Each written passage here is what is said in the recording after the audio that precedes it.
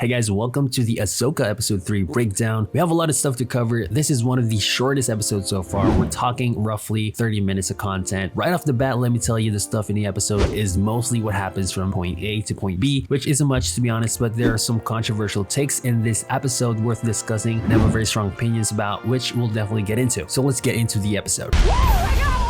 The episode is titled Time to Fly because most of the episode occurs in space as they travel from Lothal to Seatos in the Deneb system, which they're making out to be a pretty far place from Lothal. So they have a couple of hours to kill inside Ahsoka's Jedi T6 shuttle, which apparently doubles as a dojo in space. And was a dojo without its very own multi-armed droid for sparring. Huyang, voiced by the awesome David Tennant, is training with Sabine here, more accurately gauging her basics, meaning how much she remembers from the different lightsaber forms. He does this by marking Sabine's strikes if it is in line with the specific pose he commands. Now Sabine is Mandalorian, so she is familiar with weapons, but Jedi lightsaber combat is different altogether. In fact, when she was in possession of the Darksaber, she was trained how to use it by Kanan Jarrus. This kind of makes sense as it has been established in the Clone Wars animated series that Huyang has been training Jedi younglings with the art of lightsaber building for hundreds of years during the height of the Jedi Order, although I don't remember the show telling the audience this important bit of information. As far as we know, he's just an old Jedi droid companion for Ahsoka. Now I get that Dave Filoni mirroring a lot from the samurai and this is like Jedi Kenjutsu, but I don't think the wooden sword would have been translated well with lightsaber combat because they are completely different weapons. That's why we see younglings with little cutesy lightsabers in training during Attack of the Clones, but I digress. So Ahsoka tells her that these skills alone won't be enough to defeat their enemy. She tells Sabine to train the mind as much as she's training the body, telling her to keep an open mind. Learning to wield the Force takes a deeper commitment. And this is the part of the show that I know many will have a problem with, to be honest, including myself. Now I do get that George has discussed this before outside of the movie, saying that the Force isn't everyone and everybody can use the Force through hard work, but that's exactly what it is. Outside of the movies, outside of the lore of what has been established, and that's what matters. The truth is, George has big ideas about the Force, including the stuff with the midichlorians, but he also constantly changes his mind. He wanted to introduce them in episode 1, then doesn't discuss them ever again in his successive movies. Then we hear that he plans to expand on that concept with his treatment for episodes 7 through 9. If George wanted to put them in the movies to make that exact point, he would have. And as we all know, the truth is he didn't. So no, I don't think this is in line with George's established concept of Force. Plus, it would undermine the very basis of what makes Luke Skywalker special. Also, why Anakin the Chosen One, born of the Force, is special. So Huyang says she's a bad candidate and he's only saying the truth here, which is pretty based, to be honest. In fact, David Tennant's Huyang is quickly becoming my favorite thing in the show. He's savagely honest and it's good, but we all know it's a setup to like praising her for when the time comes. But yeah, it's not the best reasoning for Ahsoka to take her in. I mean, Jedi pick Force sensitive babies from an early age, so they don't have attachments and knowledge beforehand. I mean, even Yoda's saying to Luke that he's too old for training, but he's the exception because, you know, he's special. So it isn't revealed why Ahsoka has taken Sabine in that capacity to begin with, but they're making out that she needs help of another Jedi to defeat these other darker Jedi, meaning Baylan Skoll and Shin Hatti. But I believe the truth is that Kathleen Kennedy's like, we have enough Mandalorians as it is, make this one a Jedi. So Sabine puts on the helmet with the kendo visor that's supposed to be like that scene when Luke's being trained by Obi-Wan in Star Wars, because that's the title of the original movie. They've even given her the same line. I can't see, how am I supposed to fight? Can't even see, how am I supposed to fight? But the thing about this training is to learn to trust in the Force instead of what you see, and they pay it off towards the end when Luke blows up the Death Star.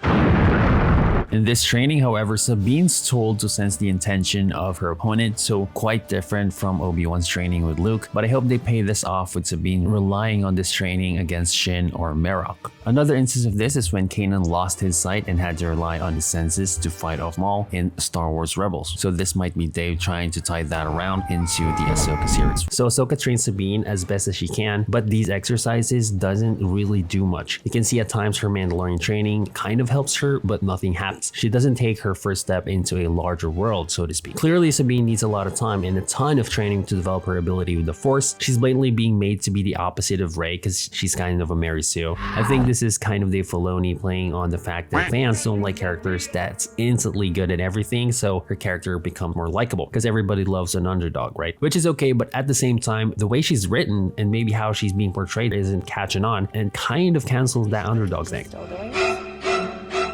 Ahsoka and Sabine train, where she drops Sabine and says anger and frustration are quick to give power, but they also unbalance you, which is perfect explanation for the Sith and the dark side. Basically, the dark side allows you to tap into more power more quickly. So the next thing we see a squadron of A-Wings flying to the New Republic Defense Fleet. You can see a couple of the iconic ships in the fleet here, like the Mon Cala ships, yes, named after the Mon Calamari, which isn't food but the same species as Admiral Akbar, who, as you know, is a major player in the rebellion against the Empire. And I'm surprised how they aren't in top positions within the New Republic, or at least Navy. In any case, we see the planet they're orbiting, and it kind of looks like Coruscant now, does it? A-Wing ships here are very prominent in the original trilogy. They were actually created by Ralph McQuarrie in The Return of the Jedi. Now, they're originally blue, but were later changed to red, so it's nice to see them in their original color. So Hera goes to meet with the new Chancellor and some senators here, one of which they single out as a sort of antagonist for Hera. So the New Republic Chancellor is Mon Mothma, who is, as you know, a very big player in the rebellion. However, we don't see any sign of Princess Leia, who's supposedly very prominent in the New Republic at this time. Needless to say, she's a supporter of Jedi, which begs the question, why isn't Jedi Order officially a part of the whole New Republic mechanism? A senator seems to be against Hera, and this is said to be Xiono, who is, I believe, the father of a main character in Star Wars Resistance, the animated show. So Hera explains the situation to them, gets them up to speed, and says the Imperials really aren't loyal to the New Republic, which is of course what we found out in episode 2, and they're very much still loyal to the Empire. The senators respond that what happened in Corellia is an isolated situation, saying that it's just an outlier, and there are lots of other places where former Imperials are being utilized effectively, and that they've all taken oaths of loyalty. As I've said previously, Disney will make sure all roads lead to the sequel trilogy, so they're making it look like the New Republic is really competent and bogged down at this point, so the New Order can arise from the ashes. Hera mentions Thrawn, and although Mon Mothma looks alarmed because of this information, the rest believe him to be dead, and there's no cost for additional resources to pursue the investigation, as Hera asks for a task force to accompany her to the Deneb system, where the planet Seatos is, and also where that hyperspace ring is located. Xiono grills her, saying that she's just using this as an excuse to waste New Republic resources to search for her friend Ezra, and things get pretty heated. Hera fires back a bit, and the conversation doesn't really go anywhere. Also, a side note that the alien next to Xiono on the far right is a Grand, which first saw his species, of course, in the Phantom Menace during the pod race scene. We then see Jacen. This is Hera and Kanan's son. Kanan is voiced by Freddie Prinze Jr. I'm not sure if he's gonna have a cameo in the show. He was a powerful Jedi who trained Ezra and then taught Sabine how to darksaber, as I said earlier. Jacen wants to be a Jedi, and this kind of sets precedent for his future, while Luke is rebuilding that Jedi Order, so probably he'll be a part of that, hopefully.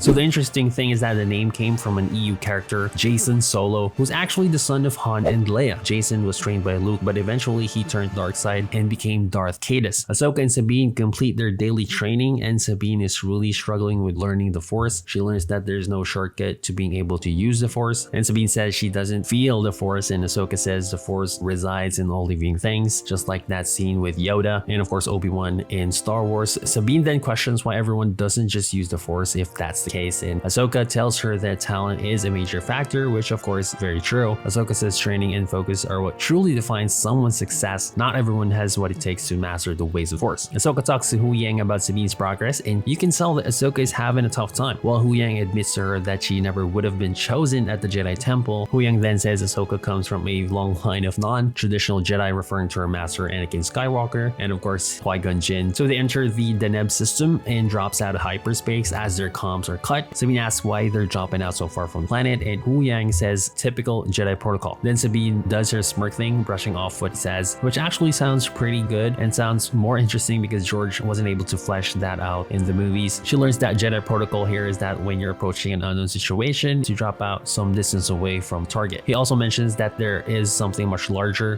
that he's detecting. This is of course the hyperspace ring, as 2 squadrons of 3 close in on the shuttle led by Shin Hatti and Marrok. If you notice, Shin Hatti's headset is the same type of headset from the Jedi starfighters Obi-Wan Kenobi and Anakin Skywalker used in the prequel trilogy. I'm not sure how Baylan and his team have substantial resources in starfighters, which look pretty cool by the way. I'm digging these ships, like they look like they're Spitfires from World War II, and I do appreciate this entire sequence. It's meant to be in reference to that when George was making Star Wars, and really gives off the OG Trilogy vibes, especially the loud engine noises, squadrons, and tail gun hold them off. So Sabine continues her streak of sucking at everything when she doesn't hit anything and constantly tells everyone that she's a little rusty. What was she doing all this time again? As I said, Dave's really hammering it home with the anti-ray thing. Ahsoka eventually works with Sabine and is able to destroy a couple of the TIE fighter. As the T6 approach the hyperspace ring sector, Elsbeth tells Shin to stand down and commands the guns to shoot the hostile ship because apparently it's in manual mode. Then Shin orders Marrok to form up on her wing and wait for her signal. He says, "As you wish," in an altered voice, kind of like Vader and Kylo Ren, and it sounds like Jacen Marrok, which makes it the third clue who this guy is. One being Sam Witwer is credited as a voice actor. Two, the name seems to be a slightly altered name of Jacen Marrok, the Starkiller character from The Force Unleashed, and now the voice are similar to that game, specifically dark side cutscenes when he speaks. So this might be Dave Filoni trying to match up to Vader apprentices, but I'm not really sure how he'll explain the origin of Starkiller, but that sounds awesome. The ship flies closer so Hu Yang can finish the scan of the ring, but the shuttle gets hit once they do, leaving them floating dead in space. So Shin and the rest of the remaining ships pursue her after telling Elsbeth to basically go f off. There's definitely some tension between the two. So we see Ahsoka is able to put on a customized spacesuit and goes outside with her lightsabers to defend the ship, which has happened in the animated TV shows during the Clone Wars with Jedi Master Plo Koon. However, if you see in live action, it kind of looks goofy, but problem here is that the ships don't just shoot the ship, but instead focus fire on a very small individual on top of it. They should have just shot any other part of the ship. Ahsoka gets back in the ship and they're able to enter the atmosphere of Seatos with Shin and Marrok on their tail. Now during the chase, a pod of space whales called Purrgil appear, which makes them the luckiest bastards in the galaxy. These whales are able to travel across galaxies. This place might just be the shortest distance between the travel points between both galaxies, and that's why they're gathering on the planet. Sabine was able to get into an opening and evade Shin and Marrok. They hide in the forest of red-leaved trees, shutting down both ship and Hu Yang as part of another Jedi protocol. After making sure their energy signatures don't get tracked, Ahsoka turns Hu Yang back on as they learn the hyperspace ring was indeed a docking ring that is still under construction, requiring 6 hyperdrive engines with one final engine being put in place. Also mentioning that the Jedi Archives spoke of intergalactic travel using star lanes from the Purrgil. Then we see Balon stand on the Seatos shrine and he knows the Jedi have taken refuge in the forest. He then sends his soldiers to track them down, and the episode ends with him looking to the distance, maybe thinking of the unknown power in that other galaxy. This episode especially relying on the influences of the original films like The Samurai, very heavily inspired by the great filmmaker Kurosawa as well. Ahsoka even mentions Zaitoichi, a very popular character in Japanese literature. We are 3 episodes into an 8-episode season, and it looks like episode 4 should have more answers for us in terms of what else Beth's whole entire thing, what plan she has to get the story going. That's it for the video. Thanks so much for watching today's breakdown. Leave a like and subscribe if you haven't already. I'll see you in